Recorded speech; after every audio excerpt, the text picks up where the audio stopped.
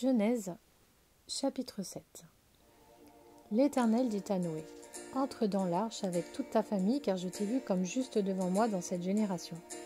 Tu prendras avec toi 7 couples de tous les animaux purs, le mâle et sa femelle, une paire des animaux impurs, le mâle et sa femelle, ainsi que 7 couples des oiseaux mâles et femelles, afin de conserver leur espèce en vie sur toute la surface de la terre.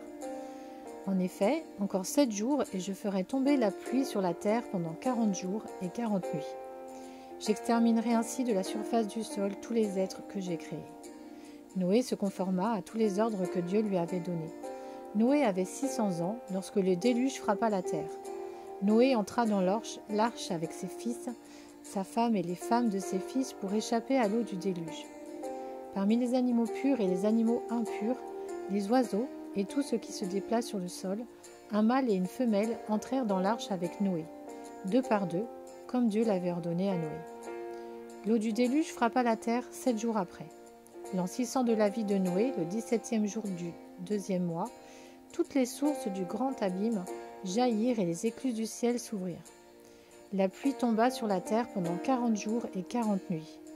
C'est ce jour-là, précisément, que Noé, Sem, Cam et Japheth, les fils de Noé, la femme de Noé, et les 3 femmes de ses fils avec eux étaient entrés dans l'arche, ainsi que tous les animaux selon leur espèce, tout le bétail selon son espèce, tous les reptiles qui rampent sur la terre selon leur espèce, tous les oiseaux selon leur espèce, tous les petits oiseaux, tout ce qui a des ailes. Ils entrèrent dans l'arche avec Noé, 2 par 2, issus de toutes les créatures qui ont souffle de vie. Il en entra mâle et femelle de toute espèce, comme Dieu l'avait ordonné à Noé. Puis l'Éternel ferma la porte sur lui. Le déluge frappa la terre pendant 40 jours. L'eau grossit et souleva l'arche, et celle-ci s'éleva au-dessus de la terre. L'eau monta et grossit beaucoup sur la terre, et l'arche flotta à la surface de l'eau. L'eau augmenta de plus en plus, et toutes les hautes montagnes qui sont sous le ciel tout entier furent recouvertes.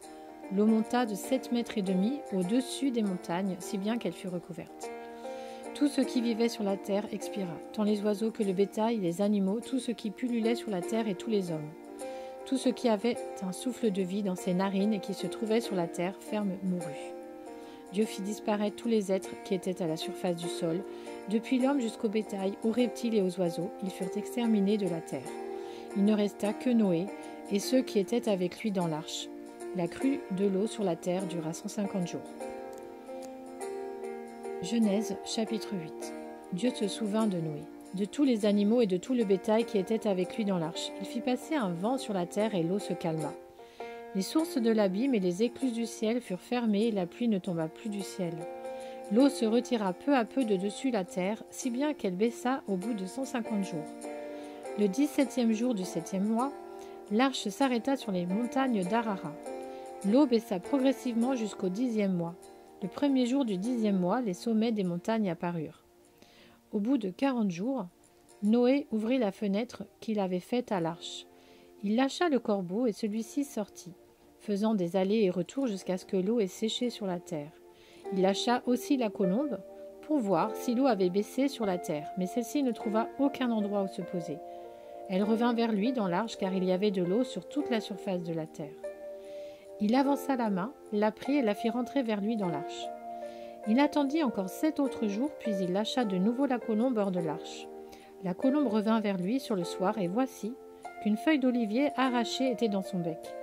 Noé sut ainsi que l'eau avait baissé sur la terre. Il attendit encore 7 autres jours, puis il lâcha la colombe, mais elle ne revint plus vers lui. L'an 601, le premier jour du premier mois, l'eau avait séché sur la terre. Noé retira le toit de l'arche, il regarda et constata que la surface du sol avait séché. Le 27e jour du 2e mois, la terre fut sèche. Alors Dieu parla à Noé. « Sors de l'arche avec ta femme, tes fils et les femmes de tes fils. Fais sortir avec toi tous les animaux de toute espèce qui sont avec toi, tant les oiseaux que le bétail, et tous les reptiles qui rampent sur la terre, qu'ils pullulent sur la terre, qu'ils se reproduisent et deviennent nombreux sur la terre. » Noé sortit avec ses fils, sa femme et les femmes de ses fils. Tous les animaux, tous les reptiles, tous les oiseaux et tout ce qui se déplace sur la terre sortirent de l'arche en fonction de leur espèce. Noé construisit un autel en l'honneur de l'Éternel. Il prit de toutes les bêtes pures et de tous les oiseaux purs et offrit des holocaustes sur l'autel. L'Éternel perçut une odeur agréable et se dit en lui-même, « Je ne maudirai plus la terre à cause de l'homme, car l'orientation du cœur de l'homme est mauvaise, dès sa jeunesse. Et je ne frapperai plus tous les êtres vivants comme je l'ai fait.